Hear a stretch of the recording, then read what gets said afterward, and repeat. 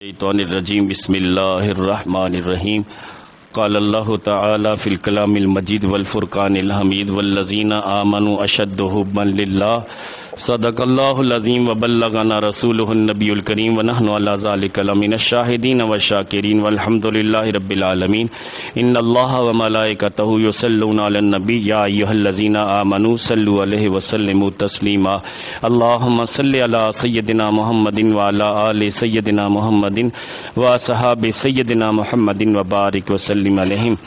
میرے نہایت ہی واجب الاحترام ذی قدر وذی محترم وذی محتشم بزرگ و دوستو، خالق کائنات جل وعلا نے اپنی لاریب کتاب میں ارشاد فرمایا والذین آمنوا اشد حبا للہ، وہ لوگ جو ایمان والے ہیں وہ اور اللہ سے شدید محبت کرتے ہیں۔ علماء نے اس کا ترجمہ یوں کیا کہ اللہ سے عشق کرتے ہیں۔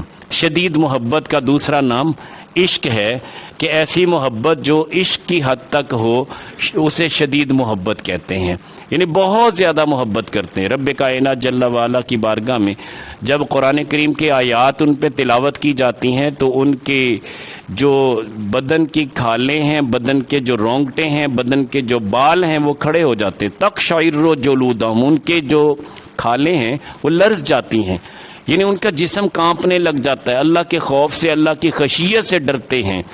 تو اس میں ہمارے پیارے آقا کریم علیہ الصلوۃ والسلام کے صحابہ کے مختلف اقوال ہیں کہ وہ کس حد تک جائز ہیں اور کہاں تک اس کی گنجائش ہے۔ وہ ایک سالک جو بندہ سمجھدار ہے اور اللہ نے اسے عقل سلیم عطا کی ہے، اس پہ اگر ایسی کیفیات کا ظہور ہو بھی تو کم از کم وہ صبر و رضا کا پیکر بن کے اللہ جل شانہ کی محبت میں اپنے آپ کو گما کے ایسا شریعت مطہرہ کا دامن پکڑے کہ کسی کو انگلی اٹھانے کی حاجت نہ ہو۔ مگر جہاں تک بے بسی کی بات ہے، جب بندے کے اپنے اختیار اور بس میں نہ رہے، اس پہ وجدانی کیفیت کی طاری ہو جائے، وہ اپنے اختیار میں اس کے نہ ہو، ایسی صورت میں وہ بھی گنجائش ہے اسلام کے اندر۔ سچی بات تو یہ ہے کہ بہت سارے ایسے صحابہ بھی تھے جب میرے کریم آقا علیہ الصلوۃ والسلام تلاوت کلام پاک فرمایا کرتے تو ان کی آنکھوں سے آنسو رواں ہوتے۔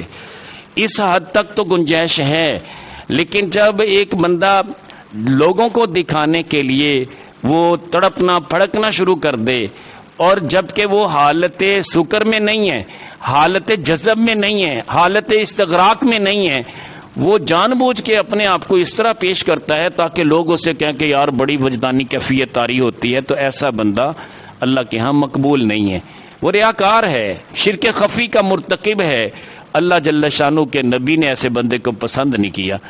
ایک شخص نے حضرت عمر بن عبدالعزیز رضی اللہ تعالیٰ عنہ، یہ عمر ثانی کہلائے، آپ ہی کی اولاد میں سے ہیں، ان کا گھر مبارک آج بھی اسی انداز میں پتھروں سے تعمیر شدہ جامع مسجد دمشق کے جب باہر نکلیں تو صحن کراس کرنے کے بعد مین گیٹ سے نکلیں گے تو آپ کے دائیں ہاتھ پہ حضرت سیدنا عمر بن عبدالعزیز کا گھر ہے اور آپ کے بائیں ہاتھ پہ صلاح الدین ایوبی علیہ رحمہ کا مزار پرانوار ہے۔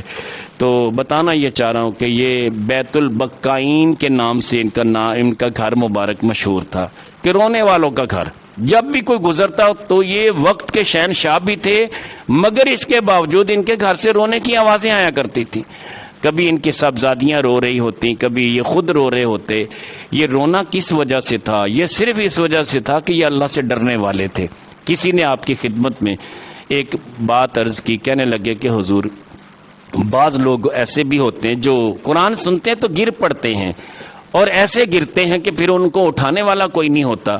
آپ نے فرمایا کہ اگر وہ صبر و رضا کے پیکر بندے بن جائیں تو کبھی نہ گرے، اور یاد رکھنا کہ اگر ایسے بندے کا امتحان لینا ہے کہ جو قرآن سن کے گر پڑتا ہے، اسے چھت کے اوپر بٹھا دو، اس کی ٹانگیں نیچے لٹکا دو، اس کے بعد اس کے سامنے سارا قرآن پڑھو، لیکن وہ جیسے نیچے زمین پہ تڑپتا پھڑکتا ہے وہ کبھی نہیں تڑپے گا، کبھی نہیں پھڑکے گا، بلکہ صبر و رضا کا دامن پکڑ لے گا اور کبھی کوئی ایسا عمل نہیں کرے گا جس سے عوام متاثر ہو، بلکہ وہ آرام سے بیٹھا رہے گا۔ اسے پتا ہے کہ اگر یہاں پہ میری ٹانگیں چونکہ کنارے کے اوپر ہیں اور مکان کی چھت سے نیچے لٹکی ہوئی ہیں، میں اگر تڑپتا پھڑکتا ہوں تو نیچے گروں گا، میری جان کف سے انصری سے پرواز کر جائے گی۔ پتہ یہ چلا، آپ فرماتے جو زیادہ چھلانگیں لگانے والا ہو نا اسے چھت پہ بٹھا دیں، اس کے بعد اس کے سامنے سارا قرآن پڑھ دیں، کبھی نہیں تڑپے گا، کبھی نہیں پھڑکے گا، کبھی چھلانگیں نہیں لگائے گا۔ اسے پتہ کہ میری جان چلی جائے گی، میں گر پڑوں گا، میری ٹانگیں ٹوٹ جائیں گی۔ پتہ یہ ہے کہ تڑپنے پھڑکنے کے لیے بھی سب سے پہلے یہ چیز وارد ہونی چاہیے کہ بندہ حالت جذب میں ہو، اپنے ظاہری شعور میں نہ رہے، تو تب جا کے وہ گنجائش بنتی ہے۔ آج تو ہر بندہ تڑپ پھڑک کے وہ پتہ نہیں کیا کیا کچھ کر رہا ہے۔ حقیقت ہے دین یہ نہیں ہے، دین یہ ہے کہ آپ کو اللہ جل شانہ کی محبت کے سمندر بھی پلا دیے جائیں، آپ صبر و رضا کے پیکر بن کے اپنا وقت گزاریں۔ ہاں ٹھیک ہے، جو چیز آپ کے اختیار اور بس میں نہیں ہے وہ اگر ظاہر بھی ہو جائے، مثال کے طور پہ آپ کی آنکھوں سے آنسو کا رواں ہونا، دل کے اندر اگر کیفیت موجزن ہوگی تو آنسو رواں ہوں گے، بندے کے اپنے اختیار میں نہیں ہے کہ خود بخود آنسو نکال لے۔ الگ بات ہے کہ جو فلمی اداکار ہوتے ہیں وہ جو نیچرل ٹیئر کا استعمال کرتے ہیں، میڈیسن ڈالتے ہیں، فوراً آنسو شروع ہو جاتے ہیں۔ یہ تو مگر مچھ کے آنسو ہوتے ہیں، ان سے بچنا چاہیے۔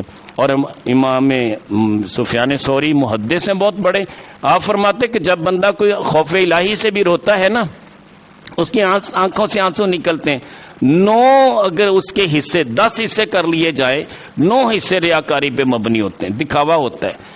اس کے دل میں شیطان وسوسے پیدا کر رہا ہوتا ہے کہ تجھے لوگ بڑا اللہ کا ولی کہیں گے، پہنچا ہوا بزرگ کہیں گے، تو 9 حصے ریاکاری کے ہوتے ہیں، 1 حصہ خلوص والا ہوتا ہے۔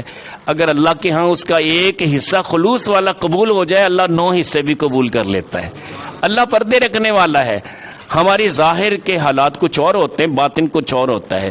اگر اللہ جل شانہ کی محبت استغراق کی کیفیت میں بدل جائے، جیسے پیر میرے علی شاہ صاحب کئی دن تک حالت استغراق میں رہتے، بظاہر ہوش گم ہو جاتے، وہ ایک الگ پہلو ہے۔ ایسی تو کیفیت ہمارے بابا جی شیخ بدر الدین جیلانی قادری رحمۃ اللہ علیہ کی بھی ہوا کرتی تھی، کئی دن حالت استغراق میں ہوتے۔ اور حقیقت ہے بابا جی عبد الخالق ملنگ صاحب میرے پھوپھی زاد بھائی ہیں، ان کی ڈیوٹی تھی کہ بابا جی شیخ بدر الدین جیلانی قادری رحمۃ اللہ علیہ کے کاشانہ اقدس میں، جو باغ والی مسجد کے بالکل قریب آپ کا گھر تھا، تو یہاں پہ یہ جایا کرتے، صبح نماز فجر کے بعد وہاں بیٹھتے، ان کو ختم شریف پڑھایا کرتے تھے۔ اس لیے کہ جب بزرگوں کی یہ کیفیت ہوتی ہے کہ وہ واصل باللہ ہو چکے ہوتے ہیں، فنا فی اللہ کے مقام پہ ہوتے ہیں، پھر اپنا ظاہری معاملات ان کے بالکل ڈسٹرب ہو چکے ہوتے ہیں، انہیں نہیں پتا ہوتا کھانا کب ہے، پہننا کیا ہے، کیفیت کیا، مجذوبی کیفیت سے وہ آراستہ ہوتے۔ تو ایسی کیفیت پہ یہ جا کے ان کو ختم شریف پڑھاتے۔ ایک دن حضرت صاحب فرمانے لگے کہ ملنگ صاحب آپ نے کچھ دیکھا؟ یہ کہنے لگے حضور میں نے تو کچھ نہیں دیکھا۔ ایک جائے نماز بچھایا ہوتا تھا، تصور کرتے تھے کہ میرے شیخ یہاں پہ موجود ہیں، تصوراتی دنیا، اس کا قرآن و حدیث میں باقاعدہ اثبات موجود ہے کہ آپ تصور کر سکتے ہیں، جیسے میرے کریم آقا علیہ الصلوۃ والسلام نے فرمایا تعبد اللہ کانک تراہ، تصور یہ کرو کہ تم گویا کہ عبادت کرتے ہو تو رب کو دیکھ رہے ہو۔ فَإِن لَمْ تَكُنْ تَرَاهُ فَإِنَّهُ يَرَاكَ، اگر یہ مرتبہ احسان نصیب نہ ہو تو کم سے کم یہ تصور کرو کہ رب تجھے دیکھ رہا ہے۔ تصور کا بڑا کنسیپٹ ہے اسلام کے اندر۔ آپ آنکھیں بند کر کے تصور کریں کہ میں مدینہ طیبہ میں ہوں، سرکار کے جالیوں کے سامنے ہوں، اس کے بعد دیکھیں آپ کو حاضری کیسے نصیب ہوتی ہے۔ آپ تصور کریں کہ میں حرم کعبہ میں ہوں، میں خانہ کعبہ کے غلاف سے لپٹا ہوا ہوں، آپ تصور کریں کہ میں حجر اسود کے بوسے لے رہا ہوں، تو یہ ساری چیزیں مثالی شکل بن کے آپ کے سامنے روشناس ہوں گی اور آپ اس کے فیوز و برکات سے مالا مال ہوں گے۔ آپ تصور کریں کہ میں اپنے شیخ کی بارگاہ میں بیٹھا ہوں تو اللہ جل شانہ آپ کے شیخ کو مجسم شکل میں وہاں پہ حاضر کر دیں گے۔ یہ اللہ نے فرشتے مقرب پیدا کیے ہوتے ہیں جو ان کی شکل اختیار کر لیتے ہیں۔ دہیہ کلبی ایک صحابی رسول ہیں، میرے کریم آقا علیہ الصلوۃ والسلام کی بارگاہ میں اکثر و بیشتر آیا کرتے تھے، بڑے خوبصورت تھے۔ تو بعض اوقات ایسا ہوتا دہیہ کلبی بیٹھے سارے صحابہ کے جھرمٹ میں بیٹھے ہیں، جب وہ چلے جاتے تو آقا کریم علیہ الصلوۃ والسلام پوچھتے صحابہ تو نے پہچانا یہ کون تھا؟ عرض کی حضور یہ تو دہیہ کلبی صحابی رسول ہے، یہ وہی صحابی جنہوں نے 70 بچیوں کو زندہ درگور کیا تھا، لیکن خوبصورت بڑے تھے۔ توبہ کر لی، سارے گناہ اللہ نے بخش دیے، اب اللہ کے نبی صلی اللہ علیہ وسلم کی بارگاہ میں بیٹھا کرتے، نگاہ نبوت کا فیض لیتے۔ تو جب یہ چلے جاتے سرکار پوچھتے کہ تم نے پہچانا یہ کون تھے؟ عرض کرتے حضور ہم نے تو پہچان لیا، یہ دہیہ کلبی تھے۔ فرمایا نہیں، یہ جبریل تھے جو ان کی شکل میں آیا کرتے ہیں۔ تو پتہ یہ چلا کہ یہ تصوراتی دنیا کا وجود ہے۔ تو میں بات کر رہا تھا کہ یہ جو تصور ہے اس کا بڑا عمل دخل ہے۔ وہ تصور جائے نماز بچھا کے یہ تصور کرتے، دائیں بابا جی عبد الخالق ملنگ صاحب بیٹھے ہوتے، بائیں طرف آپ بیٹھے ہوتے حضرت صاحب، تو وہ ختم پڑھاتے، تو ختم پڑھاتے تو جب ختم اختتام پہ پہنچا، دعا آپ نے مانگی، اس کے بعد پوچھا ملنگ صاحب آپ نے کچھ دیکھا؟ کہنے لگے میں نے نہیں دیکھا۔ فرمایا کہ جب امام حسین اور امام حسن کا ختم شریف ہم نے پڑھا تو دونوں شہزادے اس جائے نماز پہ تشریف فرماتے۔ یہ ہر بندے کی آنکھ نہیں دیکھ سکتی، یاد رکھنا، آنکھوں میں سب سے پہلے آپ حیا پیدا کریں، حرام سے بچا لیں ان کو، پھر دیکھیں آپ کی آنکھیں۔ بیٹھے آپ ممبر پہ ہوں گے، نہاوند میں جنگ بھی ہو رہی ہوگی تو عمر بن خطاب پکار کے کہیں گے اے یا ساریہ الی الجبل، وہ نگاہ جب اتنی پاک ہوگی تو یہ مرتبہ نصیب ہوگا۔ بیٹھا بندہ زمین پہ ہے، عرش پہ نگاہیں ہوں گی اس کی، کب ہوں گی؟ جب نگاہ پاک ہوگی، جب کھانا پاک ہوگا، جب پینا پاک ہوگا تو یہ کیفیتیں ملیں گی۔ ہمارے قبلہ مفتی صاحب نے آج جو بیان کیا اسی حوالے سے تھا کہ جب تک بندے کا کھانا پینا اٹھنا بیٹھنا پاک نہیں ہے، اس کا دیکھنا پاک نہیں، سننا پاک نہیں، بولنا پاک نہیں، اس کی گفتگو میں علائشیں ہیں، گفتگو ایسی کرتا ہے بے حیائی والی، اس کے کان بے حیائی کی باتیں سنتے ہیں، اس کی زبان سے بھی اس طرح کی گفتگو ہے، اور وہ جب دیکھتا ہے تو بے حیائی کے کام دیکھتا ہے، فیس بک دیکھتا ہے، پتہ نہیں کیا کیا گل کھلاتا ہے، تنہائیاں اس کی پاک نہیں ہے۔ ایسا بندہ ہزاروں بھی دعائیں مانگے، خانہ کعبہ کا غلاف بھی پکڑ کے دعائیں مانگے، میرے کریم آقا علیہ الصلوۃ والسلام نے فرمایا کہ مطعمہ حرام، مشربہ حرام، ملبسہ حرام، یہ سب کچھ تو اس کا حرام ہے، لباس بھی حرام، اس کا کھانا بھی حرام، پینا بھی حرام، اس کی دعا اللہ کیوں قبول کرے گا؟ کیسے قبول کرے گا؟ سب سے پہلے پاکیزگی چاہیے۔ جب نگاہوں میں پاکیزگی ہوگی، کھانے میں پاکیزگی ہوگی، پینے میں پاکیزگی ہوگی، بولنے میں، سننے میں، دیکھنے میں، جب یہ ساری چیزیں پاک ہو جائیں گی پھر بندہ اللہ کا مقرب ہوگا، جو مانگے گا اللہ عطا کر دے گا۔ ہمارے اندر اپنی کمی ہوتی ہے، ہم کہتے ہیں لو جی پیر صاحب سے بھی دعائیں کروائیں، پیر صاحب بھی کچھ نہیں کر سکتے، یاد رکھنا، بے بس ہے پیر صاحب کچھ نہیں کر سکتے جب تک وہ بندہ سچے دل سے توبہ طائب نہیں ہوتا۔ پیر صاحب یہی کریں گے مالک اس کی دعا قبول کر لے، اگر اس کے اندر علائشیں تو دور کر دے۔ بندے کی دعا مستجاب ہے، اس میں شک نہیں، پیر صاحب کی دعا مستجاب ہوگی۔ وہ بندہ اگر اپنے گناہوں سے توبہ ہی نہیں کرتا، وہ گندا بندہ ہے، زانی ہے، شرابی ہے، بے حیا ہے، بے غیرت ہے، لوگوں پہ زور و ظلم کرتا ہے، اس کی دعائیں رنگ نہیں لائیں گی۔ یاد کریں سب سے پہلے اسے توبہ کی توفیق نصیب ہوگی۔ پیر صاحب کی دعا اس کے لیے اس حوالے سے اللہ قبول کرے گا کہ اسے توبہ کی توفیق دے دے گا۔ جب تک وہ توبہ نہیں کرے گا اس کی تمام مرادیں پوری نہیں ہوں گی، ابھی تب کام آئے گی۔ لیسا للانسان الا ما سعی، انسان کے لیے وہی کچھ ہے جس کی اس نے کوشش کی۔ اگر اس نے کوشش ہی نہیں کی، توبہ ہی نہیں کی، تو پھر اس کے حق میں پیر صاحب کی دعا تو کیا، ماں باپ کی دعا بھی قبول نہیں ہوگی۔ یاد رکھیں، ماں باپ بھی کہیں کہ یا اللہ میرے پتر کو روزی میں برکت دے دے، پتر رب کو یاد ہی نہیں کرتا، ماں باپ کی دعائیں کیا کریں گی جب تک اس بچے کو نمازی نہیں بنایا، قرآن پڑھنے والا نہیں بنایا، اللہ کی یاد میں اسے سرشار نہیں کیا۔ تو یہ ساری چیزیں دیکھنے میں آتی۔ میں بتانا یہ چاہ رہا تھا، کریم آقا علیہ الصلوۃ والسلام کی بارگاہ میں ایک صحابی آئے، ان کا نام تھا عوف بن مالک۔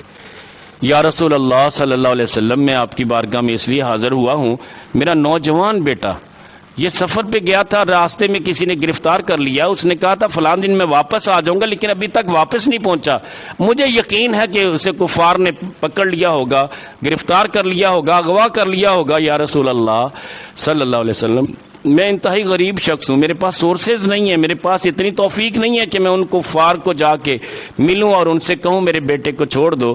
لازمی بات ہے وہ مطالبہ کریں گے کہ اس کے بدلے میں فدیہ دو، یا اس کے بدلے میں جو بھی ان کی ڈیمانڈ ہوگی کہ وہ جرمانہ مانگیں گے، کچھ پیسے مانگیں گے، تب میرے بیٹے کو رہا کریں گے۔ یا رسول اللہ صلی اللہ علیہ وسلم، میرے پاس تو کچھ بھی نہیں ہے۔ میرے کریم آقا علیہ الصلوۃ والسلام نے فرمایا گھر جاؤ، دونوں میاں بیوی مل کے لا حول ولا قوت الا باللہ العلی العظیم یہ پڑھو۔ وہ صحابی فرماتے ہیں کہ ہم نے دونوں میاں بیوی نے بیٹھ کے یہ پڑھنا شروع کیا، ابھی ہم یہ وظیفہ پڑھ ہی رہے تھے کہ دروازے پہ دستک ہوئی، جب دروازہ کھولا تو بیٹا موجود تھا، 100 بکریاں بھی ساتھ تھیں۔ باپ نے کہا بیٹا یہ بکریاں کہاں سے لائے؟ کہنے لگے ابو جان بات دراصل یہ ہے کہ جب مجھے کفار نے گرفتار کیا نا، اغوا کر لیا، مجھے رسیوں سے باندھ دیا، اور اتنی مضبوط رسیاں تھیں کہ میں انہیں چھڑا نہیں سکا، میں اپنے آپ کو آزاد نہیں کر سکا، میں ان رسیوں سے آزاد نہ ہو سکا، اور اسی طرح رات کے اس اندھیرے میں پریشان بھی تھا کہ اب کیا بنے گا، یہ صبح مجھے قتل کر دیں گے، ہو سکتا ہے کوئی ڈیمانڈ کرے اغوا برائے تاوان، تو یہ مسائل ہو جائیں گے، میرے ماں باپ تو غریب ہیں، مجھے کیسے چھڑائیں گے؟ یا اے میرے والد محترم، میں نے اللہ جل شانہ کی بارگاہ میں بھی دعا کی، اللہ نے سبب کیا بنایا کہ اچانک میں نے اپنے ہاتھوں کو جیسے ایسے کرنے کی کوشش کی نا، ایسے بس تھوڑا سا زور لگانے کی، تو رسیاں خود بخود کھل گئیں، مجھے بھی نہیں پتا چلا کہ اتنی مضبوط رسیاں ایک لمحے میں کھل گئیں۔ تو ماں باپ نے پتہ کیا کہا؟ ماں باپ کہنے لگے بیٹا ہم نے آپ کے لیے اللہ کے نبی کا بتایا ہوا وظیفہ پڑھا تھا، لا حول ولا قوت الا باللہ العلی العظیم، ہم نے یہ پڑھا تھا، اس کی تاثیر یہ ہے کہ تیری بندھی ہوئی رسیاں اللہ نے کھول دی، ان کو نرم کر دیا، ان کو توڑ دیا۔ تو بات یہ ہے کہ اب یہ جو بکریاں لے کے آیا، کہاں سے لے کے آیا؟ کہنے لگا کہ ابو جان یہ ان کفار کی بکریاں ہیں، وہ سو گئے تھے، ان پہ اللہ نے ایسی نیند مسلط کی کہ انہیں ذرا بھی نہیں پتا چلا، میں ان کی ساری بکریاں ہانک کے یہاں لے آیا۔ کہنے لگے کہ میں جب تک اللہ کے نبی سے پوچھ نہیں لوں گا، میں تجھے اجازت نہیں دوں گا کہ تو ان بکریوں کو اپنے پاس رکھے۔ اب یہ بیٹا بھی جاتا ہے، باپ بھی جاتا ہے، اللہ کے پیارے نبی صلی اللہ علیہ وسلم کی بارگاہ میں عرض کرتے ہیں یا رسول اللہ صلی اللہ علیہ وسلم، میرا بیٹا اس حالت میں آیا کہ 100 بکریاں بھی کافروں کی لے کے آ گیا، کیا ہمارے لیے یہ جائز ہے؟ میرے کریم آقا علیہ الصلوۃ والسلام نے فرمایا کہ تمہارے لیے یہ مال غنیمت ہے، کفار کا مال مسلمان کے لیے مال غنیمت ہے۔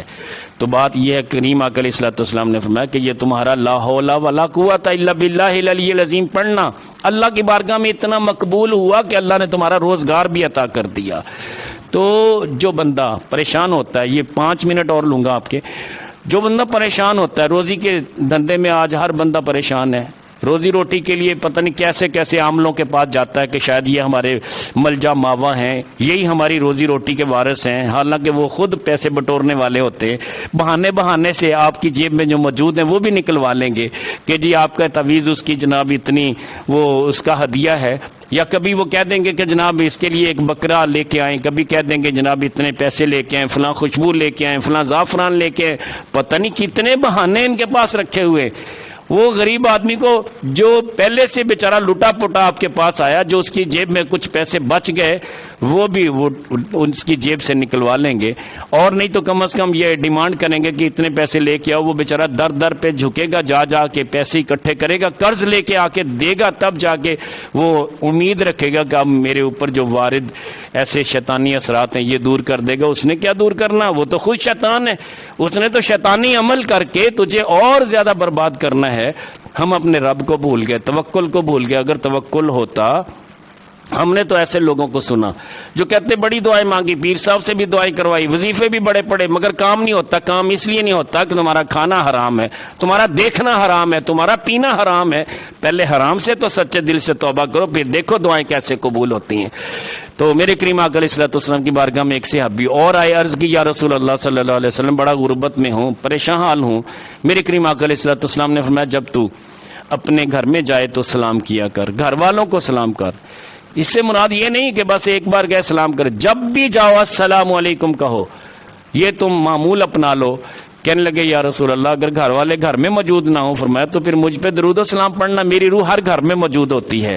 تو میرے کریم آقا علیہ الصلوۃ والسلام ہر اس گھر میں ہوتے ہیں اپنی رب کی دی ہوئی طاقت سے۔ یاد رکھیں ایک ہی وقت میں اللہ کا ولی 72 مقام پہ جا سکتا ہے۔ حضور غوث پاک رحمۃ اللہ علیہ فرماتے ہیں ایسے اللہ کے ولی گزرے ہیں۔ دیوبندیوں کے پیر صاحب اشرف علی تھانوی نے جمال الاولیاء میں بھی لکھا، علامہ شربینی کے حوالے سے بھی لکھا، علامہ امام شارانی کے حوالے سے بھی لکھا کہ ایک وقت میں 30 جگہ پہ چلے جاتے تھے۔ وجہ کیا ہے؟ اللہ نے مثالی جسم دیے ہوتے، جیسے جبریل امی علیہ السلام اپنی اصل حالت میں اگر یہاں پہ اپنے پر پھیلائیں تو پوری روئے زمین ان کے تو 2 پروں کے نیچے آ سکتی، 600 پر ہیں ان کے، کیسے کھولیں گے؟ ان کے لیے انہیں آسمان کی بلندیوں پہ جانا پڑے گا، اپنی سدرۃ المنتہا پہ جانا پڑے گا، جہاں اپنی اصل کیفیت کو وہ واشگاف کریں گے۔ بتانا یہ چاہ رہا ہوں کہ اللہ چاہے تو اس طرح کرم بخشی فرما دیتا ہے۔ تو میرے کریم آقا علیہ الصلوۃ والسلام نے فرمایا کہ میں ہر اس بندہ مومن کے گھر میں ہوتا ہوں کہ جس کے دل میں میرا پیار ہوتا ہے۔ قرآن کی آیت سے دلیل دیتا ہوں، النبی اولی بالمؤمنین من انفسہم، نبی تو مومنوں کی جانوں سے بھی قریب ہے۔ آج کا ملا اٹھ کے کہتا جی نبی تو قبر میں محدود ہے، وہ آ نہیں سکتا. میں کہتا ہوں قرآن کی آیت کا صریح انکار آپ کر رہے ہیں. قرآن کہہ رہا ہے کہ میرا نبی مومنوں کی جانوں سے بھی قریب ہے. یار جان کہاں ہوتی ہے؟ جان دل کے اندر ہوتی ہے، یا شارک کے بھی اندر، خون کے اندر ہوتی ہے.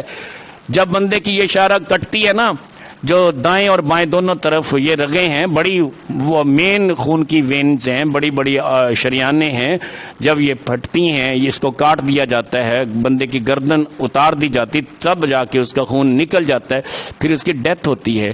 تو یار رب کائنات جل والا نے اپنے لیے فرمایا نحن اقرب الیہ من حبل الورید، میں بندے کی شارک سے بھی قریب ہوں. مگر باری محبوب کی آئی تو فرمایا محبوب تو اس شارک کے اندر چلنے والے خون سے بھی قریب ہے، جان سے بھی زیادہ قریب ہے. تو جب میرے کریم آقا علیہ الصلوۃ والسلام بندہ مومن کی جان سے بھی زیادہ قریب ہیں، تو یہ قریب و بعد کے فاصلے سب مٹا دیے میرے رب نے. کون ہوتا ہے جو اس بات میں کلام کرے جب رب کی آیت قرآن کی موجود ہے، اس سے کوئی مقابلہ کرے، کوئی یہ کہنے کی جسارت کرے کہ نبی تو قبر سے باہر آ نہیں سکتے؟ افسوس کی بات ہے. رب کہہ رہا ہے کہ میرا نبی مومنوں کی جانوں سے بھی زیادہ قریب ہے، تو یہ مان لینا چاہیے. اللہ کے قرآن میں تو سچ سچ ہے. تو کریم آقا علیہ الصلوۃ والسلام کا فرمان علی شان بھی ہے کہ میں ہر بندہ مومن کے اعمال کو بھی دیکھتا ہوں اور ان کی کیفیات کو بھی دیکھتا ہوں. میرے امتی اگر اچھے عمل کرتے ہیں، میں ان کے لیے دعائیں درجات کرتا ہوں کہ یا اللہ ان کے درجات کی بلندی عطا کر. جو گناہ کرتے ہیں ان کی مغفرت کے لیے دعا کرتا ہوں اللہ مالک مولا یہ گناہ گار بندہ میرا امتی ہے، اسے بخش دے، اسے معاف کر دے. تو اللہ جل شانہ میری دعا قبول کر کے میرے اس امتی کو توبہ کی توفیق دے دیتا ہے، اسے توبہ کرنے کا جذبہ دے دیتا ہے، اور اس طرح اللہ اسے معاف کرنے کا بہانہ بنا دیتا ہے. میرے کریم آقا علیہ الصلوۃ والسلام فرماتے 3 بار سورہ اخلاص پڑھ لیا کرو جب گھر میں داخل ہو. 10 بار بھی آپ گھر سے باہر آئے اور دوبارہ گھر میں جانے لگے، آپ نے سب سے پہلے عمل کیا کرنا ہے؟ السلام علیکم کہنا ہے. دوسرے مرتبہ اللہ کے پیارے نبی صلی اللہ علیہ وسلم پہ آپ نے درود و سلام پڑھنا ہے. تیسری بات کہ 3 مرتبہ سورہ اخلاص پڑھنی. یہ عمل کر کے دیکھ لو، روزی میں برکت نہ ہو تو پھر کہنا. میرے کریم آقا علیہ الصلوۃ والسلام کے صحابی چند دنوں کے بعد آئے تو سرکار نے پوچھا سنائے اب حالت کیسی؟ عرض کی یا رسول اللہ صلی اللہ علیہ وسلم میں بھی مالدار ہو گیا، بلکہ میرے اس برکت سے اللہ نے میرے دائیں بائیں کے جتنے گھر تھے ان کو بھی مال میں برکت عطا کر دی. ٹھیک ہے، یہ میں اللہ کے نبی کی بات کر رہا ہوں. آخری بات، حضرت عبداللہ بن مسعود رضی اللہ تعالیٰ عنہ، آپ جب آخری وقت تھا تو حضرت عثمان غنی رضی اللہ تعالیٰ عنہ آپ سے ملنے کے لیے آئے، تیمارداری کے لیے آئے، عیادت کے لیے آئے. 3 تھیلیاں سونے کے سکوں کی اشرفیوں کی لے کے آ گئے. کہنے لگے عبداللہ بن مسعود آپس کی بات ہے، ہم دونوں بیٹھے ہیں، تیسرے بندے کو خبر نہیں ہونی چاہیے. یہ 3 تھیلیاں اشرفیوں کی ہیں، اس میں سونے کے سکے ہیں. مجھے یقین ہے کہ آپ کا یہ آخری وقت ہے، آپ کے گھر میں بیٹیاں زیادہ ہیں، آپ کی بیٹیاں کسی کے سامنے دستے سوال دراز کریں مجھے اچھا نہیں لگتا. تو اے عبداللہ بن مسعود آپ اس طرح کریں، آپ عالم دین بھی ہیں، آپ اللہ کے نبی کے چہیتے بھی ہیں، پیارے بھی ہیں، آپ یہ سونے کی اشرفیاں رکھ لیں، اپنی بیٹیوں کو اپنے ہاتھ سے دے دینا، بتانے کی بھی حاجت نہیں ہے. ریاکاری میں بھی جانا میں نہیں چاہتا کہ میرا نام ہو جائے، میں نام بھی نہیں کرنا چاہتا. تو آپ نے فرمایا میں کیا کروں گا؟ کہنے لگے اپنی بیٹیوں کو دے دینا. کہنے لگے نہیں، بیٹیوں کو میں نے اس سے بڑا خزانہ دے دیا. حضرت عثمان غنی رضی اللہ تعالیٰ عنہ پوچھنے لگے کہ غربت تمہارے گھر میں عام ہے، تم کہہ رہے میں نے بیٹیوں کو بڑا خزانہ دے دیا، کون سا خزانہ دیا؟